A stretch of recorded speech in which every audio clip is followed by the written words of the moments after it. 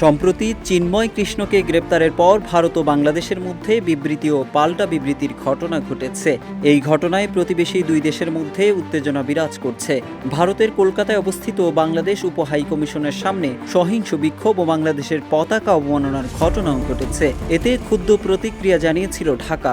নতুন করে এই বিতর্কের মধ্যে ঘি ঢালছেন ভারতের চিকিৎসা সেবায় নিযুক্ত চিকিৎসক ও প্রতিষ্ঠানগুলো।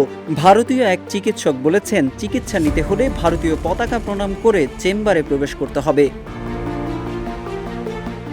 গণমাধ্যমের বরাতে জানা যায়, শিখর বন্দ্যোপাধ্যায় নামে এক চিকিৎসক ভারতীয় সংবাদ মাধ্যম দ্য ইন্ডিয়ান এক্সপ্রেসকে বাংলাদেশিদের ভারতীয় পতাকা প্রণামের কথা বলেন।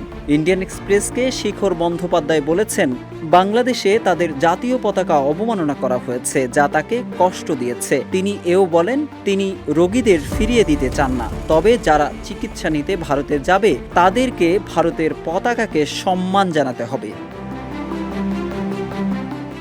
মিলিয়ন অফার ওয়ালটন ফ্রিজ কিনে পেতে পারেন 20 লক্ষ টাকা, রয়েছে কোটি কোটি টাকার নিশ্চিত উপহার। এদিকে ভারতীয় এই চিকিৎসক বলেন, তিনি পশ্চিমবঙ্গের সরকারি নর্থ বেঙ্গল মেডিকেল কলেজ হাসপাতালে বসেন। পশ্চিমবঙ্গের ওই হাসপাতালে আসা রোগীদের তিনি ফেরাতে পারবেন না, তবে তিনি তার ব্যক্তিগত চেম্বার শিলিগুড়িতে পতাকা ঝুলিয়েছেন। শুধু পতাকাই নয়, সেখানে তিনি একটি বার্তাও যুক্ত করে দিয়েছেন। ভারতীয় চিকিৎসক শিখর বন্দ্যোপাধ্যায় বলেন, যারা তার মাতৃভূমির পতাকাকে সম্মান জানাবে না, তারা তার কাছ থেকে চিকিৎসাও প্রত্যাশা করতে পারেন না। বার্তায় এই চিকিৎসক লিখেছেন, ভারতবর্ষের জাতীয় পতাকা তাদের মায়ের মতো। এছাড়াও তিনি তাদের পতাকাকে প্রণাম করে চেম্বারে প্রবেশ করার আহ্বান জানিয়েছেন।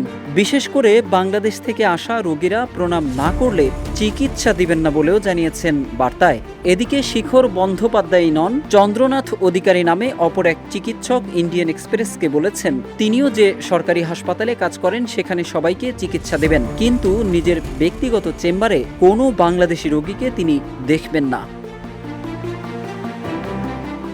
এদিকে ত্রিপুরার আগরতলার ILS হাসপাতালও বাংলাদেশের রোগীদের চিকিৎসা দেবে না বলে ঘোষণা দিয়েছে।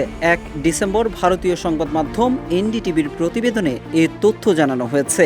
বলা হচ্ছে, কাছাকাছি ও সাশ্রয়ী মূল্যের চিকিৎসা সেবার কারণে বাংলাদেশ থেকে আসা রোগীদের কাছে হাসপাতালটি বেশ জনপ্রিয়। হাসপাতালের কর্মকর্তারা জানিয়েছেন, তারা আর বাংলাদেশি রোগীদের চিকিৎসা দেবেন না।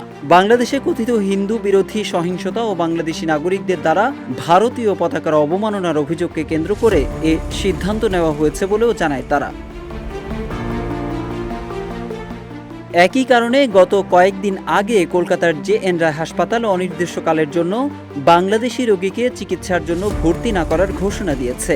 ILS হাসপাতালের প্রধান অপারেটিং অফিসার গৌতম হাজারিক বলেছেন, তাদের স্বাস্থ্যসেবা কেন্দ্রে বাংলাদেশের নাগরিকদের চিকিৎসা স্থগিতের দাবির প্রতি তারা পূর্ণ সমর্থন জানান। উল্লেখ্য, সংখ্যালঘু সম্প্রদায় বিতর্কিত হিন্দু পণ্ডিত চিন্ময় দাসকে নিয়ে ভারতীয় মিডিয়া অতিরঞ্জিত খবর এবং অভ্যন্তরীণ বিষয়ে কথা বলায় ঢাকা সহ দেশের বেশ কয়েকটি শিক্ষা প্রতিষ্ঠানের প্রবেশপথে ভারতের পতাকা এঁকে দিয়েছিলেন শিক্ষার্থীরা। এরপর পতাকাকে অবমাননা ও হিন্দুদের উপর কথিত হামলার অভিযোগ এনে চিকিৎসা সংশ্লিষ্টরা বাংলাদেশিদের সেবা স্থগিত করার ঘোষণা দিয়েছে। Mohammad Saiful Islam, news desk, Ittefaq.